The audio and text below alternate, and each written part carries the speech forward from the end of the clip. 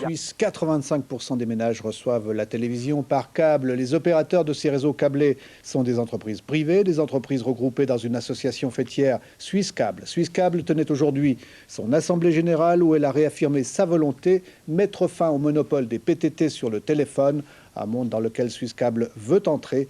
Il y a à la clé des enjeux considérables. Jean-Jacques Fontaine. Le câble opérateur aujourd'hui distribue des programmes de télévision, à savoir les programmes qu'il reçoit soit par diffusion directe terrestre, soit les programmes qu'il reçoit par satellite, les programmes qu'il pourrait éventuellement produire lui-même, ou les programmes qui, et ça devient de plus en plus important, qu'il peut ou qu'il doit acheter. La distribution de la télévision par câble n'est pas soumise à l'exclusivité des PTT. Des entreprises privées s'en chargent donc, mais pour l'instant, ça reste une activité à sens unique. Les câblo-opérateurs ne peuvent pas se mêler de téléphone, de fax, de téléconférences, de banques de données sur ordinateur, bref, de ce qu'on appelle la communication interactive. Il en ira autrement dans 4 ans.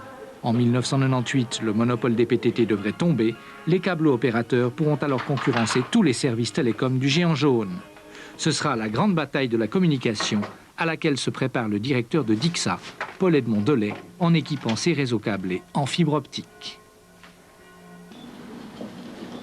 Donc sur la base de plans de villes déjà câblées, anciennement qu'on doit moderniser, on prend les relevés des installations existantes, on les met sur le système informatique pour pouvoir recalculer le réseau et la technique, et puis ensuite on établit donc un nouveau concept qui va nous donner le plan d'exécution définitif pour donner aux clients un réseau adapté aux nouveaux moyens de transmission à l'autoroute de la communication.